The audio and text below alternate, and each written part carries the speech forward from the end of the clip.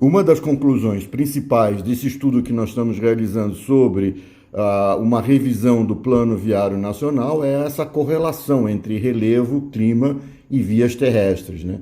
Nesse caso, nós estamos mostrando a BR-153 e a combinação da BR-010 com a BR-050. Nós podemos ver que a BR-010 e a 050 seguem uma linha de continuidade, provavelmente fazem parte do mesmo projeto, mas elas avançam mais sobre um relevo mais acidentado. E a BR-153 avança, passa por um relevo com ondulações mais suaves.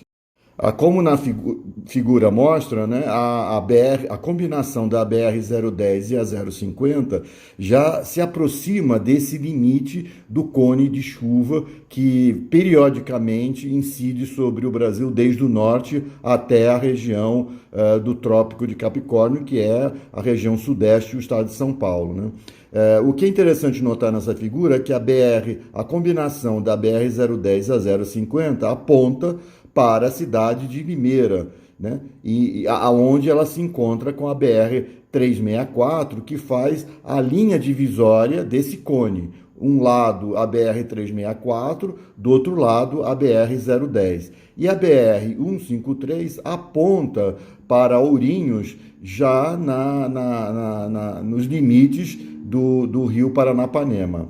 E Limeira aponta para a depressão periférica do estado de São Paulo. Então, nós estamos mostrando aqui que existe, de fato, uma correlação entre relevo, clima e projetos de transporte terrestre. A figura mostra, né, que esses limites das estradas que seguem a orientação norte e sul terminam mais ou menos nessa altura do estado de São Paulo, no Trópico de Capricórnio, porque a partir dessa parte em direção ao sul já começa a haver influências dos ventos frios da Antártida, né?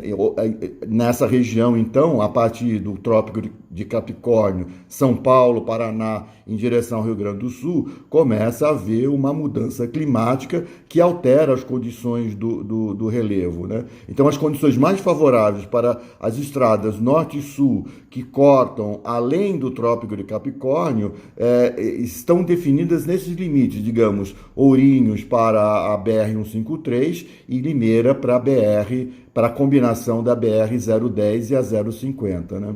Então, essa figura confirma, né, que a BR-153 e a 1010 e a 050 passam, né, nos limites das bacias hidrográficas, como nós já vimos apresentando em vídeos anteriores.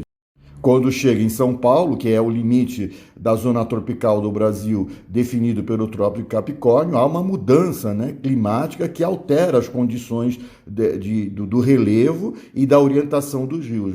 O que é interessante notar nessa figura, né, é o papel que as estradas como a BR-364, a BR-365, a 070, a 080 e a 060 servem como elemento de circulação, né, binária e transversa-reversa, que servem como alternativa, né, para a circulação do tráfego nessa região.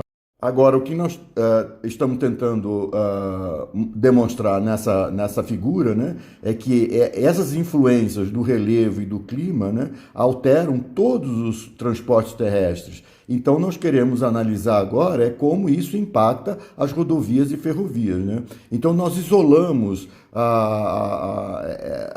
as rodovias e ferrovias que existem nessa região, né, do roteiro desse vídeo que nós vamos apresentar a seguir, entre Goiânia e Santos, apresentando duas alternativas, uma rodoviária e uma ferroviária, para podermos analisar como o projeto de transporte terrestre, né, é impactado pelo relevo e pelo clima, né? À sua esquerda, né, embaixo, você pode ver o perfil tanto na parte de cima da ferrovia como na parte de baixo da rodovia. E você pode observar que o perfil é mais ou menos semelhante, né? O que é interessante notar nessa figura é que a trajetória tanto da rodovia quanto da ferrovia são parecidos, né?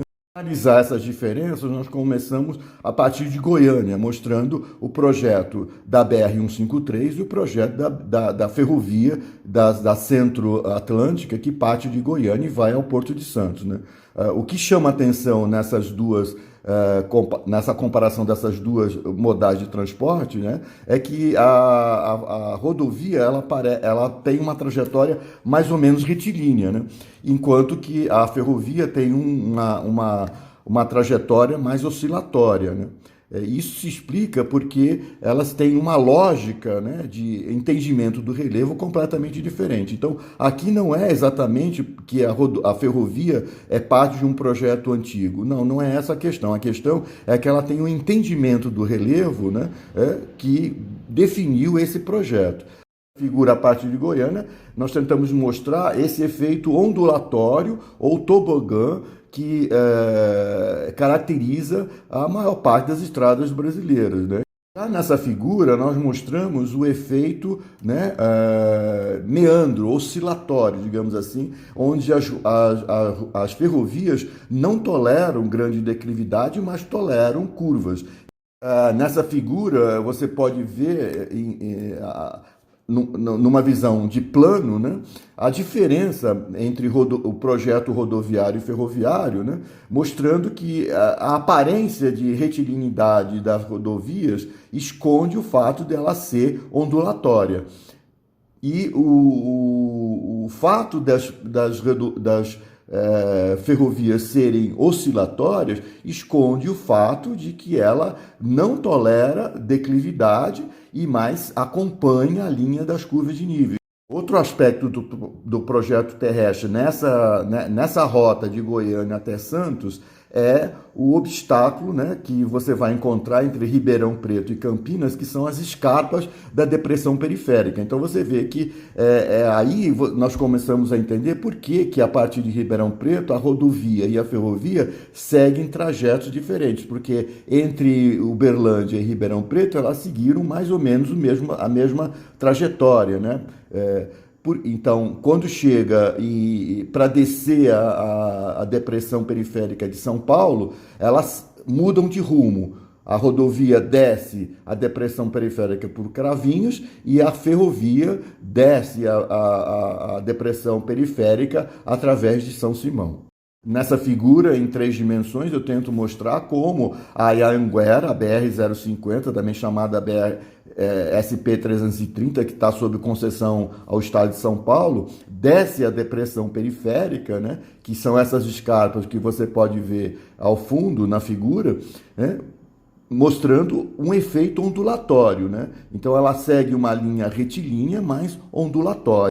Então nessa figura você consegue ver por que a ferrovia desce a depressão periférica por São Simão, né? Diferente das rodovias que descem por Cravinhos, porque ela procura uma espécie de um vale entre a depressão periférica, aonde é mais plano, e assim ela não tem que fazer grandes obras de arte e movimentação no terreno. A outra etapa da comparação entre o projeto terrestre de rodovias e ferrovias é quando as duas, tanto a rodovia quanto a ferrovia, têm que descer a Serra do Mar. Nessa figura em 3 dimensões, nós podemos ver claramente a dificuldade de descer as escarpas da Serra do Mar, onde você pode ver o efeito ondulatório das rodovias, né? E o efeito oscilatório das ferrovias. Aqui nós podemos ver bem, né, a diferença entre o projeto rodoviário e o projeto ferroviário. Lembrando que nesse caso, nesse trecho, o projeto ferroviário é um sistema, né, cremalheira, enquanto que o projeto rodoviário, que na verdade é um projeto antigo, existe o projeto mais moderno da via Imigrantes, que tem uma quantidade muito maior de obras de arte, né? O que é interessante notar é que a ferrovia MRS, né, desce a Serra do Mar num projeto que é aparentemente muito mais retilíneo do que a rodovia, né, a Via Anchieta. Ela é um sistema ferroviário que nós chamamos cremalheira, que é um mecanismo que engata no eixo do vagão das composições e puxa, através de um mecanismo, o comboio ferroviário para cima ou para baixo. Agora, para além do projeto terrestre, né, nós desenvolvemos ao longo desses 5 anos, através da revisão do Plano Viário Nacional, que é entendimento de como a infraestrutura terrestre é definida, né, um modelo de transporte que analisa as condições de mercado. Isso foi feito a partir do levantamento de dados de todo o comércio exterior do Brasil entre 1999 e 2015.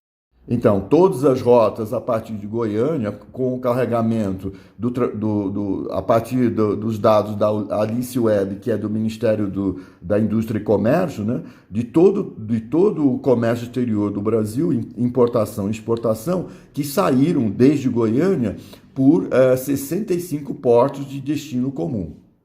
Nessa figura, o modelo analisa as 536 rotas a partir de Goiânia, considerando apenas os 4 portos de saída, Santos, Guarulhos, Viracopos e Goiânia. O que nós podemos concluir a partir desse modelo, que analisa a competitividade entre modais de transporte, é que não existe muita diferença entre o projeto rodoviário e ferroviário no que se refere ao seu projeto de infraestrutura, né?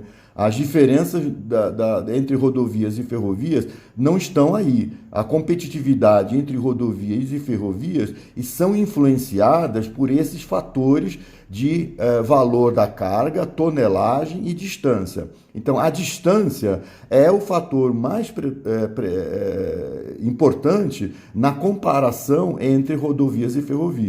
Essa figura mostra a densidade da malha ferroviária nessa rota, né, de Goiânia até Santos, no estado de São Paulo, que é a principal malha ferroviária do Brasil. O que isso quer dizer? Que a ferrovia tem, quando compete em corredor, em iguais condições com a rodovia, ela é competitiva. Então, ela tem uma distribuição de carga mais ou menos semelhante, né? Agora, o que difere a ferrovia da rodovia na sua capacidade competitiva é as manobras operacionais que podem definir rotas. Por exemplo, a partir de Aparecida do Taboado, você tem rotas ferroviárias para quase todos os portos do Brasil, mas é difícil operacionalizar. Você pode ver que você tem apenas alguns pontos onde você pode fazer essas alternativas de rotas. Essa figura mostra a densidade da malha rodoviária nessa mesma região, no estado de São Paulo e Paraná. Então, o que quer dizer isso? Que aquela lema, né, de que uma ferrovia substitui 1.000 caminhões não é necessariamente verdade. Isso só é verdade quando você compara dois corredores sem nenhuma interferência, um rodoviário e um ferroviário. Mas essa não é a realidade. A realidade do transporte é que ele gera várias rotas. Então, a densidade da malha rodoviária faz com que 1.000 caminhões gerem 1.000 rotas.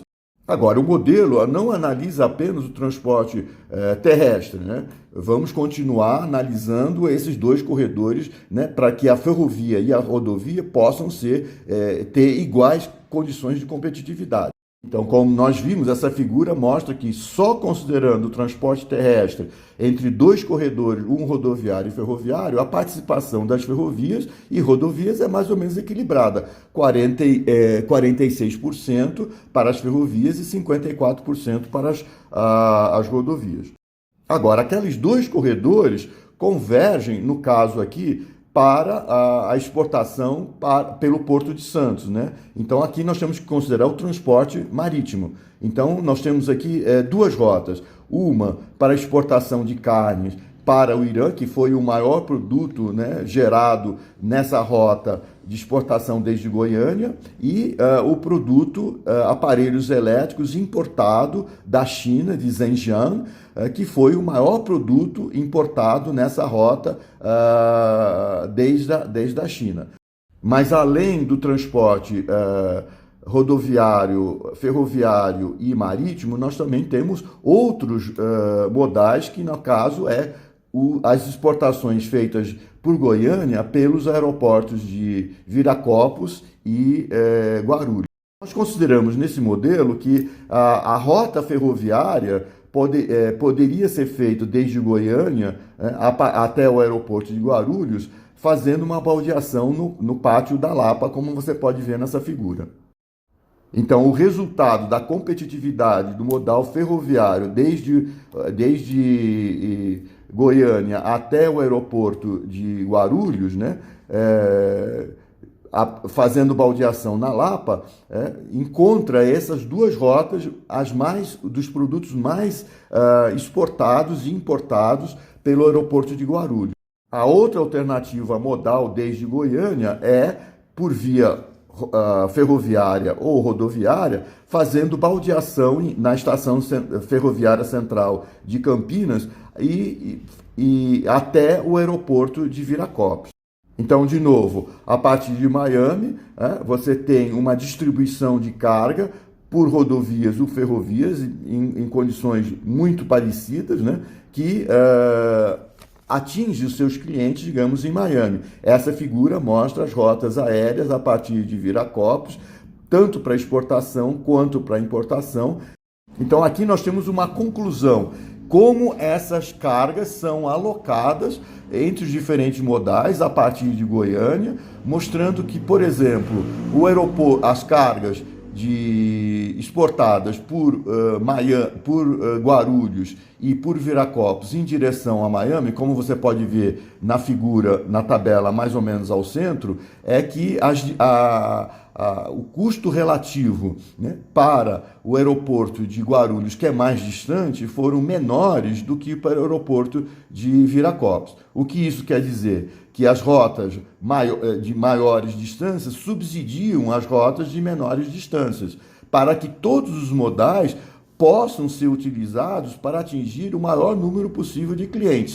A conclusão do modelo final que nós estamos apresentando é esse, né? Uma abordagem local através dos municípios para uma visão global de como, a partir dos municípios, você atinge o mercado internacional. Então, aqui são todas as rotas, né, dos principais produtos de exportação via o Porto de Santos ou via marítima. Realmente aqui todas as rotas aéreas a partir de Goiânia, mostrando que a flexibilidade do transporte aéreo talvez seja a maior de todos os modais, porque ele tem uma flexibilidade muito grande de alternativas de rotas. Alternativas de rotas significa distâncias que você pode alocar produtos através do fator valor e tonelagem, de maneira a atingir o maior número possível de clientes. Nessa abordagem de uma visão local e de uma abordagem local para uma visão global, o que importa são as alternativas de rotas modais.